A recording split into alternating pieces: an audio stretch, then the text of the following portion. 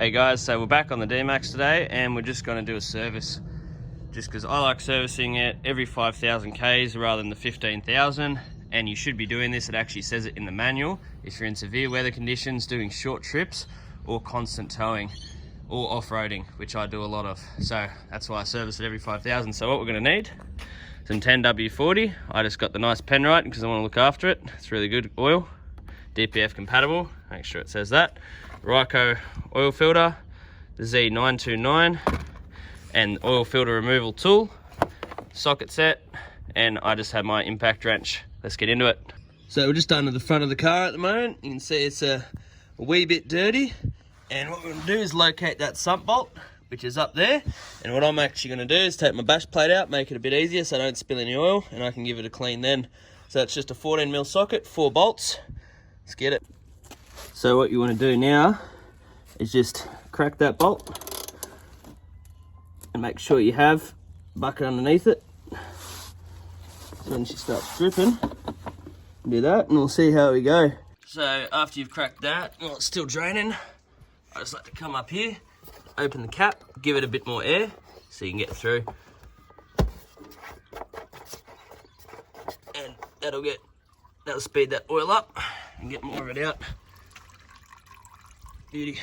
Alright guys, so there's our sump there, and our oil filter's just up in there. So I've got my oil filter tool. This one's a bit of a pain in the ass, but it's not too bad. You can't really get a ratchet in there with your oil filter tool, but what I've done, I've just got my shifter in there and just cracked it off.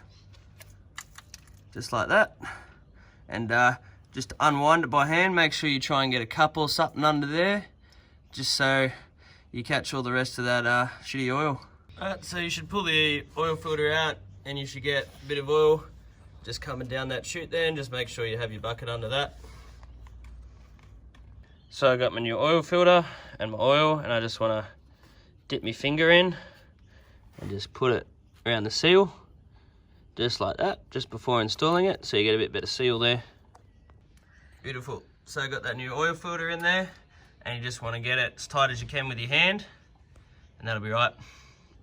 So you just want to clean your sump plug bolt up, and what you want to do, just clean that up just before you install it. You're going to need 2 hands for that butt.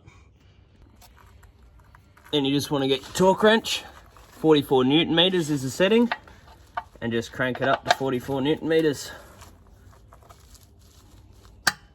Just like that. So you can see how much that easier is. When I had to crack that bolt, it's like someone's just done it up with an impact wrench and just gone as hard as they could and not torqued it, because it was pretty hard to crack that one.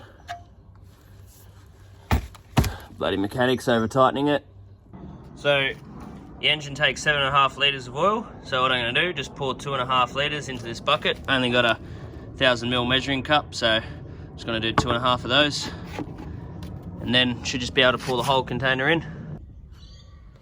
So now I've got the rest of that oil out. All I need to do is just pour it straight in here.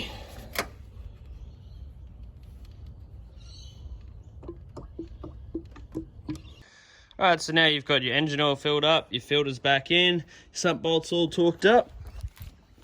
You just want to start the car.